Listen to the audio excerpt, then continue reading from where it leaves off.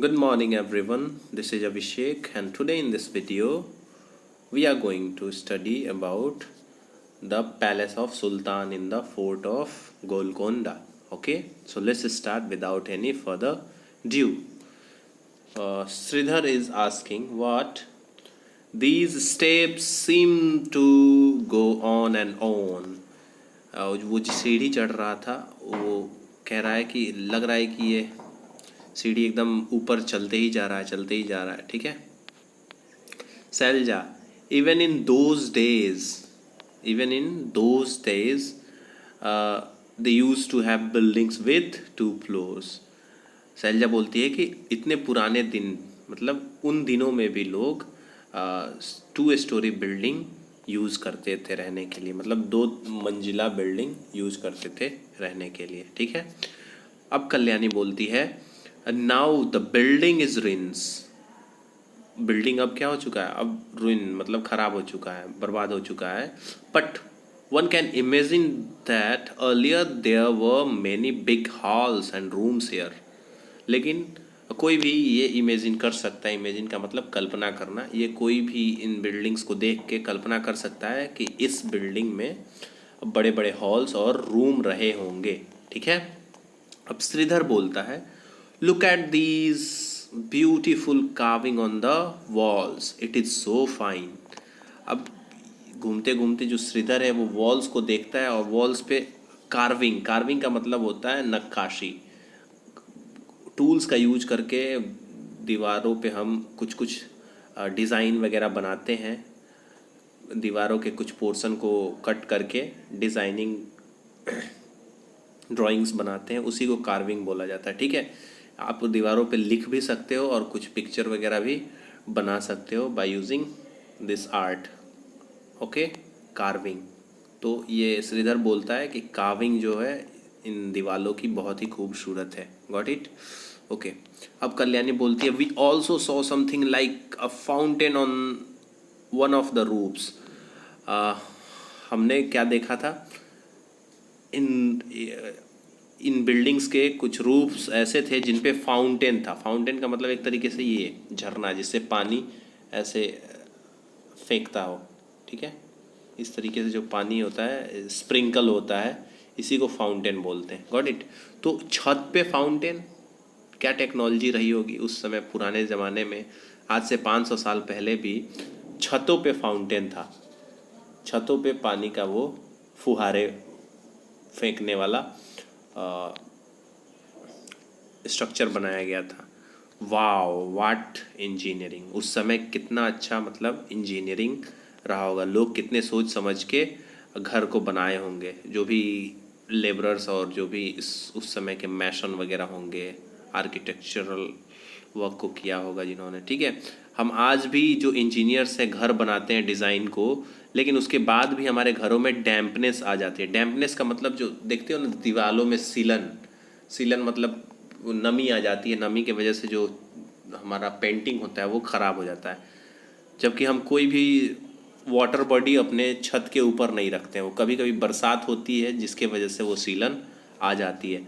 लेकिन यहाँ तो छतों पे क्या था, पहले से हमेशा पानी स्प्रिंकल करने वाला फाउंटेन ही लगाया गया था. तो सोचो ये लोग कितने अच्छे से, कितनी अच्छी अंडरस्टैंडिंग होगी इनकी अब बिल्डिंग को कंस्ट्रक्ट करने की. ठीक है. समझ में आ रहे हो. ओके. अब आपको ये क्या करना है, सोचना है और डिस्कस करना है कि फाउंटेन कैसे वर्क करते हैं, कौन से अरेंजमेंट इन बिल्डिंग्स में लगाई गई होंगी एयर और लाइटिंग के लिए कौन से अरेंजमेंट होती होंगी. ठीक है.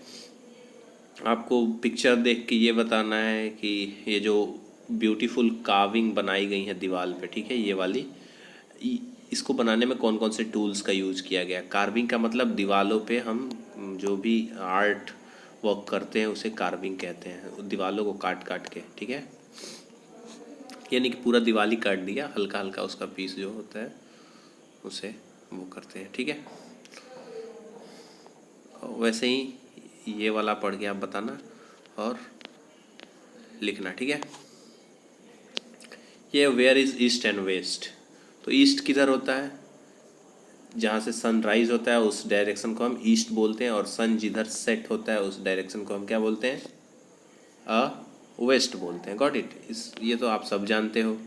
ओके, अब आपको यहाँ पे एक मैप है, you can see the map of Golconda. Okay, इस मैप को देख के आपको कुछ ऊपर क्वेश्चन दिए गए हैं जिसको बनाना है।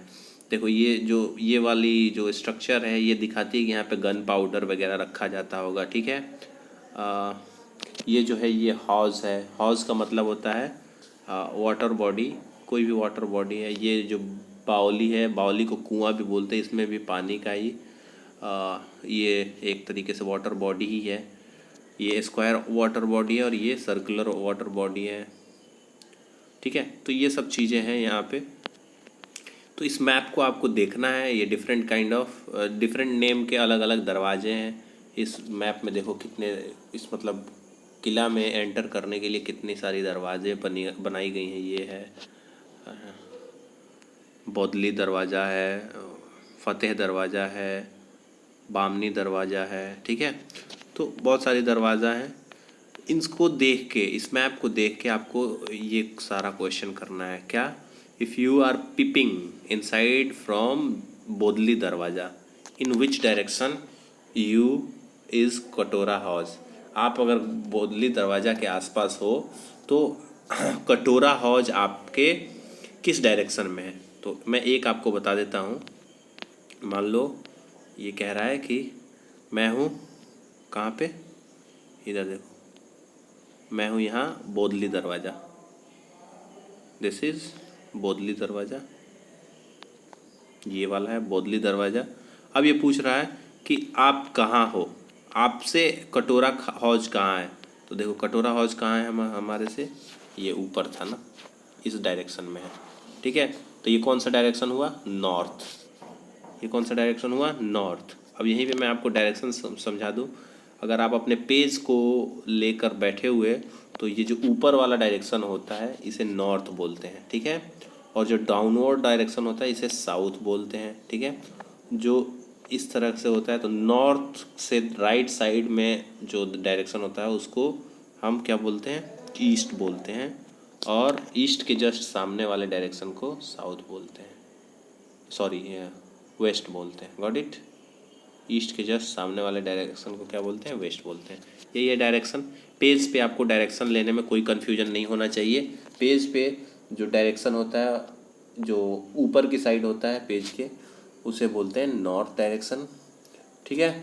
और नीचे की साइड साउथ, नॉर्थ से दाहिने की साइड ईस्ट, और ईस्ट के सामने वाला डायरेक्शन जो होगा वो वेस्ट होगा। गॉट इट, समझ गए, आई होप समझ गए होंगे।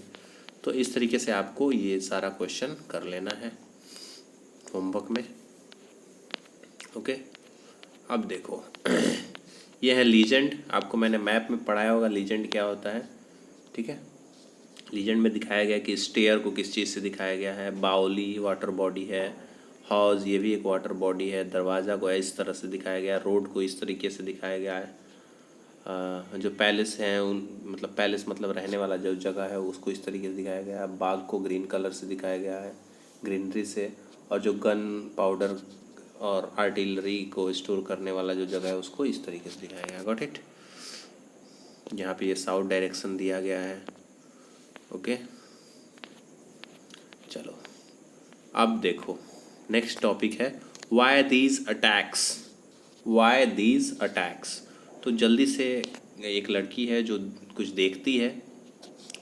While we were all taking, while we were all talking, जब हम बात कर रहे थे उसी दौरान श्रीधर हम लोग को बुलाता है और कहता है सी अ बिग गन, देखो यहाँ पे एक बड़ा सा कैनन रखा हुआ है, ठीक है, तोप की तरह। इसको क्या बोल सकते हो, छोटा छोटा तोप को कैनन बोलते हैं।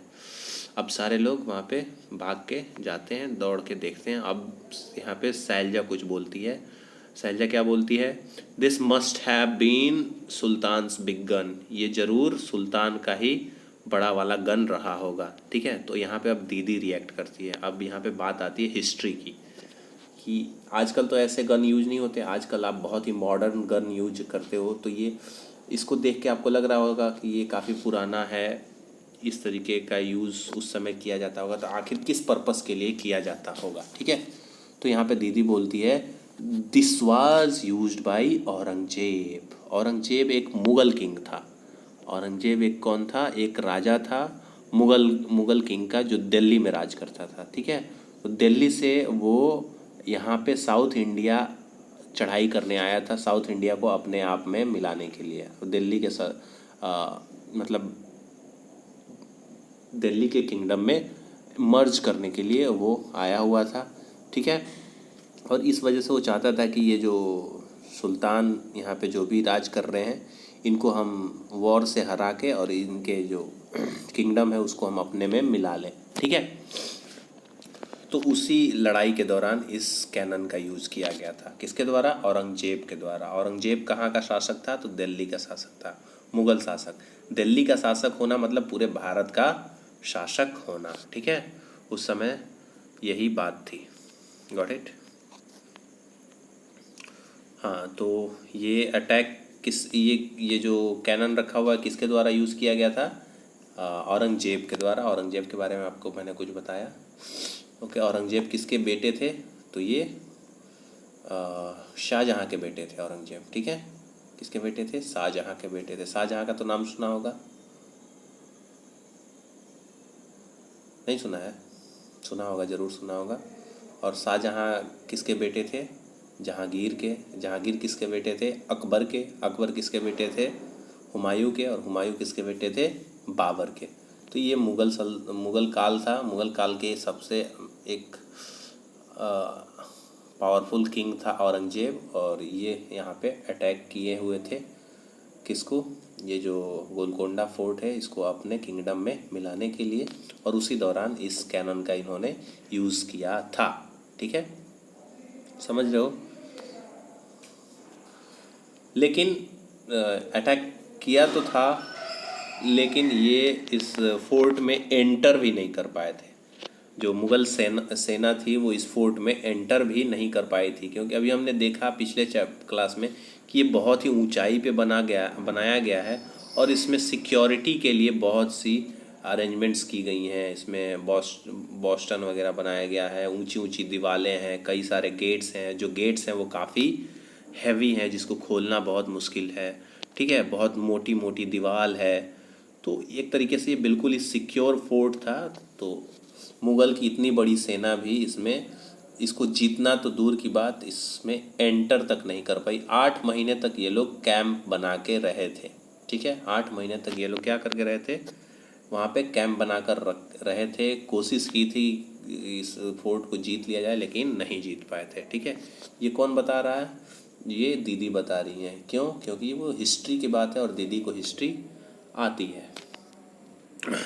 ओके, शैलजा। अब शैलजा बोलती है why would the army come here all the way from Delhi. ठीक है, शैलजा बोलती है कि आर्मी यहाँ पे क्यों आई होगी दिल्ली से, इतनी दूर से यहाँ पे आर्मी क्यों आई होगी? तो फिर से दीदी बोलती हैं इन those days emperors and king played such tricks, they tried to make a smaller kingdom a part of their own kingdom. This was done sometimes by friendship, sometimes by flattery, or even by marriage between families. And when nothing else worked, they also attacked them. Okay, यहाँ पे दीदी बता रही हैं कि ये जो emperors के उस समय उस समय जो था, जो किंग और एम्परर्स होते थे बड़े बड़े किंगडम के, बड़े किंगडम मतलब दिल्ली जैसा एक किंगडम हो बड़ा, तो उसके जो किंग होते थे वो अपने से छोटे किंगडम को क्या चाहते थे कि हमारे में तुम क्या हो जाओ, मिल जाओ। ये करने के लिए वो ये सब ट्रिक अपनाते थे। कौन कौन से ट्रिक अपनाते थे? कई बार फ्रेंडशिप कर लेते थे, कई बार फ्लैटरी मतलब एक तरीके से मक्खन लगाना कह सकते हो, कि बहला फुसला कर अपने मिला लेना। कई बार तो ऐसा होता था कि फैमिली मैरिजेस कर लेते थे, मैरिटल अलायंस जिसको बोला जाता है, शादी विवाह कर लिया। जैसे कि एक राजवाड़ा का परिवार है, उसके किसी लड़के ने दूसरे किंगडम के लड़की से शादी कर ली, तो वो दोनों क्या हो गए, मिल गए, उनका अलायंस बन गया। ठीक है। और जब कोई भी काम नहीं करता था, ये कोई भी ट्रिक काम नहीं करता था, तो अल्टीमेटली ये लोग क्या करते थे, वॉर कर लेते थे, और उसे जो जीतता था वो अपने में उसे मिला लेता था। ठीक है। तो यहाँ पे शैलजा के सवाल का जवाब मिल गया, क्यों दिल्ली से आई थी मुग़ल की सेना, तो वो आई थी ये छोटा सा जो किंगडम था गोलकोंडा का, जहाँ से सुल्तान रूल करते थे, उसको अपने किंगडम में मिलाने के लिए आई थी। ठीक है। अब बोलती है कल्याणी, कल्याणी क्या बोलती है, why is it that Aurangzeb's army could not get in to the fort, he had so many soldiers and big guns. Kalyani पूछती है कि औरंगजेब की जो सेना आई थी वो इस फोर्ट में एंटर क्यों नहीं कर पाई, उसके पास तो इतने सोल्जर्स थे और इतने बड़े बड़े गन्स थे, फिर भी वो इस फोर्ट में एंटर करने में नाकामयाब क्यों हो गई। ठीक है। तो शैलजा बोलती है, didn't you see the strong thick walls, क्या तुमने वो मोटे मोटे वॉल्स नहीं देखे इस किले की, in the map there is a long deep ditch along the wall, how could the army enters? Okay. Map में तुमने ये नहीं देखा कि ये जो किला है उसके जो बड़े मोटे मोटे वॉल्स हैं, जैसे ये वॉल्स हो गए, इसके बाद यहाँ पे क्या है, बहुत बड़े बड़े गड्ढे खोदे गए हैं, पिट डिच खोदे गए हैं, गहरे गहरे। तो यहाँ तक पहुँचने के लिए आपको क्या करना होगा, पहले इस डिच को क्रॉस करना होगा, और ये काफ़ी मुश्किल होता है, इसीलिए मुग़ल की सेना क्या हुई, इसमें एंटर नहीं कर पाई, बिकॉज ये जो किला बनाया गया था काफ़ी खूबसूरती से बनाया गया था, काफ़ी सिक्योरिटी अरेंजमेंट्स को ध्यान में रख के बनाया गया था। ठीक है। अब श्रीधर बोलता है, if the army try to come from a different side then the soldiers in the bastions would have seen it from a distance, no wonder it was difficult to attack the fort. Okay. अगर ditch को नहीं cross करके आना होता तो army के जो soldiers होते वो किसी और साइड से आते, और जब किसी और साइड से आते तो वो जो बॉस्टन के लिए जो जो बॉल बनी हुई थी, 87 बॉस्टन थे ना इस किले में, उस पे जो इनके सिक्योरिटी वर्कर्स थे, जो भी इनके आर्मी वाले थे, वो तो उनको देख के और आसानी से उनको मार सकते थे। ठीक है। तो यही श्रीधर बोल रहा है कि इसमें कोई दो राय नहीं है कि इस फोर्ट पे अटैक करना एक मुश्किल काम था। ठीक है। और इस फोर्ट को जीतना तो इम्पॉसिबल ही था। अब कल्याणी बोलती है, imagine the army is coming on horses and elephants with all their guns, here the sultans army stands fully prepared. ये एक इमेजिनेशन बनाती है कि इमेजिन करो कि आर्मी जो है घोड़ों और हाथी पर बैठ के आ रही है, और उनके पास हथियार है, और सुल्तान की आर्मी वहाँ पे खड़ी हुई है उनसे सामना करने के लिए। ठीक है। उनका सामना करने के लिए। अब Shailaja, oh no, how many people and soldiers on both the sides must have been killed in all this fighting, why do people attack and have wars. Shailaja बोलती है, ओह नो, कितने लोग इस लड़ाई में मारे गए होंगे दोनों तरफ से, क्यों लोग वॉर करते हैं, क्यों लोग लड़ाई करते हैं। ठीक है। तो श्रीधर बोलता है, क्या बोलता है, guns and cannons are things of the past now, these days many countries have nuclear bombs, a single bomb can use so much can cause so much destruction। Sridhar क्या बोलता है कि ये जो गन्स और कैनन्स हैं इनका इस्तेमाल अब बहुत पुराना हो चुका है। आज के दिनों में कई ऐसी कंट्रीज़ हैं जिनके पास न्यूक्लियर बॉम्ब्स हैं, जो कि एक बार में बहुत सारा डिस्ट्रक्शन क्रिएट कर सकते हैं। ठीक है। लाखों लोगों को एक साथ मार सकते हैं। Got it? Now you'll have to discuss these things. Have you recently read or heard about any country attacking or going to war with another country? ठीक है। आपको ये डिस्कस करना है, राइटिंग में भेज सकते हो आप। Find out what was the region of this war. ये जो वॉर था मुग़लों का किससे, इस फोर्ट के सुल्तान से, ये क्यों था इसका रीज़न बताना है।